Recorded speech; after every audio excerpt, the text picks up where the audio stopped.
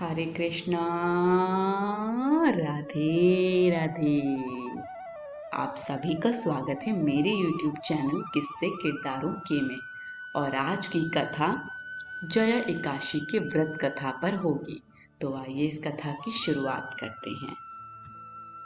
गांडीवधारी अर्जुन ने कहा, हे भगवान, आप कृपा कर आप मुझे माघ माह के शुक्ल पक्ष की एकादशी के संबंध में भी विस्तार पूर्वक बताएं। शुक्ल पक्ष की एकादशी में किस देवता का पूजन करना चाहिए तथा इस एकादशी के व्रत की क्या कथा है, उसके करने से किस फल की प्राप्ति होती है। भगवान श्री कृष्ण ने कहा, हे अर्जुन, माघ माह के शुक्ल पक्ष की एकादशी को जया एकादशी कहते हैं। इस एकादशी के उपवास से मनुष्य भूत प्रेत पिशाच आदि की योनि से छूट जाता है। अतः इस एकादशी के उपवास को विधि अनुसार करना चाहिए।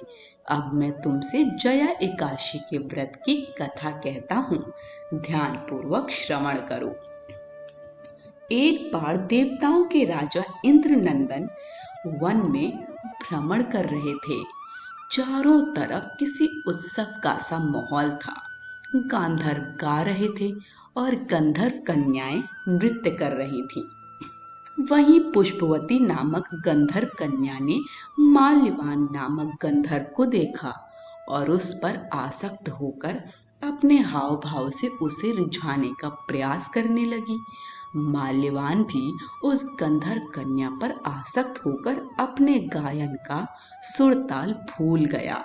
इससे संगीत की लय टूट गई और संगीत का सारा आनंद बिगड़ गया। सभा में उपस्थित देवगणों को यह बहुत बुरा लगा। यह देखकर देवेंद्र भी रुष्ट हो गए। संगीत एक पवित्र साधना है। इस साधना को भ्रष्ट करना पाप है। अतः क्रोधवश इंद्र ने पुष्पवती तथा माल्यवान को शाप दे दिया। संगीत की साधना को अपवित्र करने वाले माल्यवान और पुष्पवती, तुमने देवी सरस्वती का घोर अपमान किया है। अतः तुम्हें मृत्यु लोक में जाना होगा। गुरुजनों की सभा में असंयम और लज्जाजनक प्रदर्शन करके तुमने गुरुजनों का भी अपमान किया है। इसलिए इंद्रलोक में तुम्हारा रहना अब वर्जित है। अब तुम अधम पिशाच असंयमी का सा जीवन बिताओगे।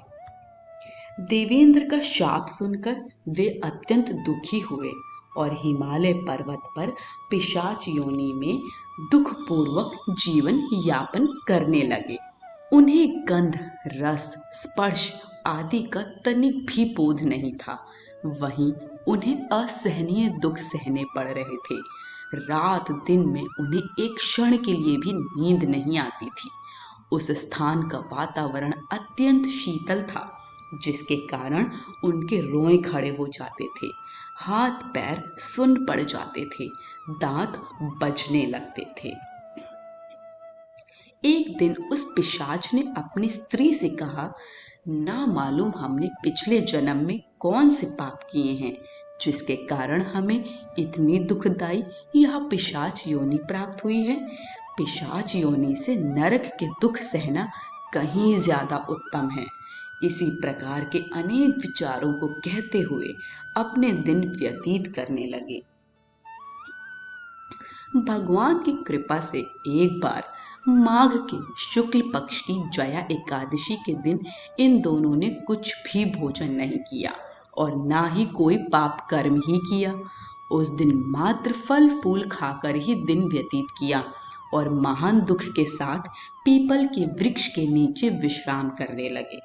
उस दिन सूर्य भगवान अस्ताचल को जा रहे थे।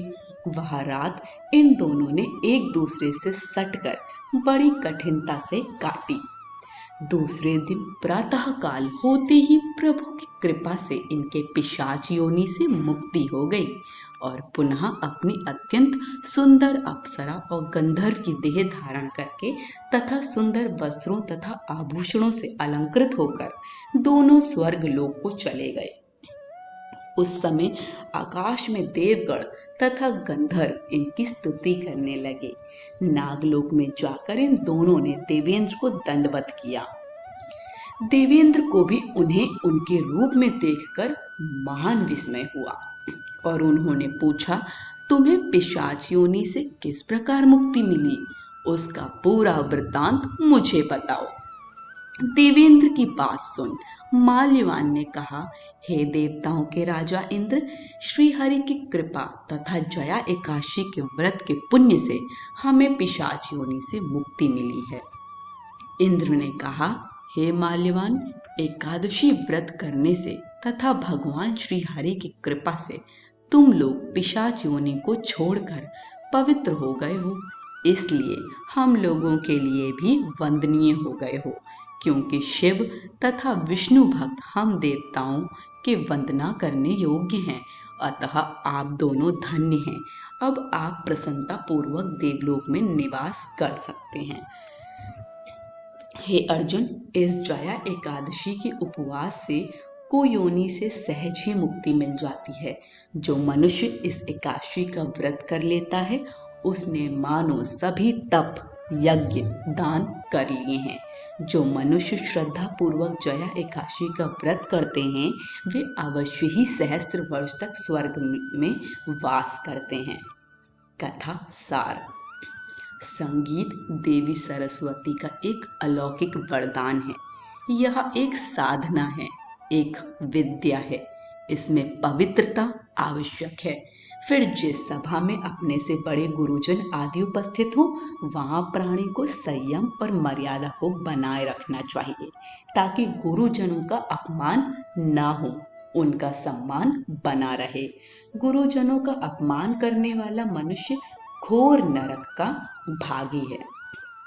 आज की कथा यहीं समाप्त होती है। वीडियो पसंद आई हो तो कमेंट बॉक्स में फीडबैक ज़रूर दीजिएगा। वीडियो को लाइक शेयर करें और चैनल को सब्सक्राइब करें। सभी को हरे कृष्ण, राधे राधे।